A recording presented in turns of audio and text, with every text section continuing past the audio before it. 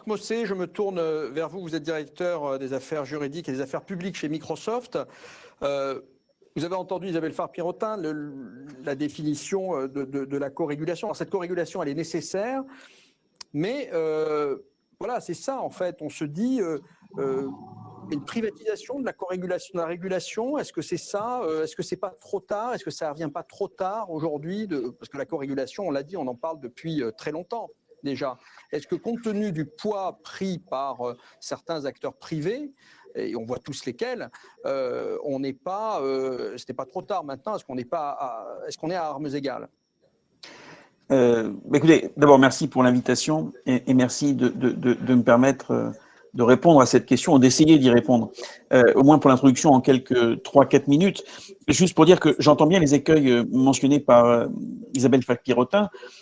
Je crois qu'elle a raison de pointer ces deux risques parallèles. Moi, j'ai envie de donner un exemple très concret pour illustrer, puis aller un petit peu plus loin. Vous citiez le discours de Jacques Chirac et puis le discours du président de la République Emmanuel Macron à l'UNESCO. Ce qui est intéressant, c'est que le jour du discours du président de la République Emmanuel Macron, en parlant de régulation, c'est le même jour qu'il annonce, dans le cadre du Forum pour la paix de Paris, l'appel de Paris pour la confiance et la sécurité dans le cyberespace. Et je trouve que cet appel de Paris sur la cybersécurité, pour le dire plus court, est un bon exemple de la façon dont on peut essayer de naviguer entre les écueils qu'Isabelle Farr-Pirotin mentionnait. Pour ceux qui ne connaîtraient pas cet appel de Paris, c'est sur la cybersécurité dans le cyberespace, et c'est aujourd'hui un appel avec des buts précis, justement, des principes, 9 principes, autour desquels il y a aujourd'hui plus de 1100 signataires qui sont des États, dont tous les États membres de l'Union européenne d'ailleurs, plus 70 États, des entreprises et des acteurs de la société civile. C'est plus de 1100 acteurs aujourd'hui qui sont partie prenante de cette approche qu'on appelle multi-stakeholder. Et c'est très intéressant parce que, à travers cet appel de Paris, on voit se mettre en place des groupes de travail sur lesquels, encore une fois, à partir des principes qui ont été énoncés, les différents acteurs vont essayer d'apporter des réponses concrètes. Et c'est bien ça dont il s'agit. Non pas que chacun sorte du rôle qui est le sien. Les États ont un rôle, ont une fonction, les entreprises ont un but également, et la société civile, que ce soit le monde académique ou les ONG, ont également leur perspective.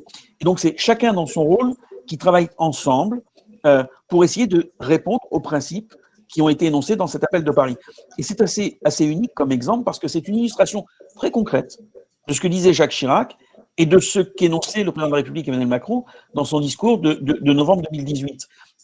Et ce qui est intéressant d'ailleurs, c'est que c'est une manière aussi d'aborder la question avec une forme de souplesse et d'agilité par rapport aux nouveaux défis.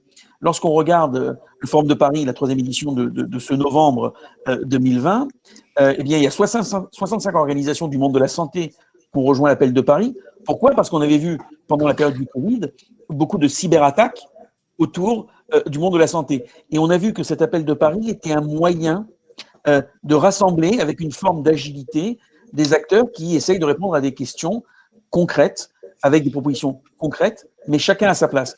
Je terminerai juste par une petite remarque. Ce qui est amusant, c'est que, et le général Augoire me sourira peut-être, quand je fais référence à la déclaration sur le cyberespace, c'était l'époque où J.P. Barlow disait qu'il n'y avait plus de souveraineté. Il y avait une espèce de tentation libertarienne.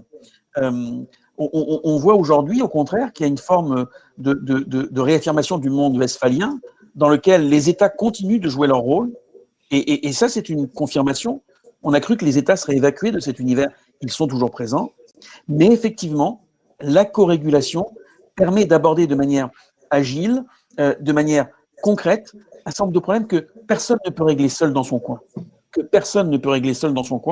Et je pense que la tentation libertarienne aujourd'hui a été évacuée, mais les États ont compris également qu'il y avait des interlocuteurs, la société civile, le monde économique, qui pouvaient avec eux répondre à des questions tout à fait concrètes. Et pour terminer, après l'appel de Paris en 2018, il y a eu l'appel de Christchurch, sur le même modèle, après la terrible tragédie de Christchurch, où des États, 10 États et des entreprises se sont mis ensemble pour essayer de trouver des réponses à des questions tout à fait aiguës. Donc, cette logique-là, je crois qu'elle peut être féconde si, comme le disait Isabelle Falck-Pierrotin, on est bien clair sur les objectifs et où chacun est à la fois dans son rôle et à la fois moteur de solutions concrètes. Voilà pour une forme d'introduction sur ce sujet-là. Merci Marc Mossel.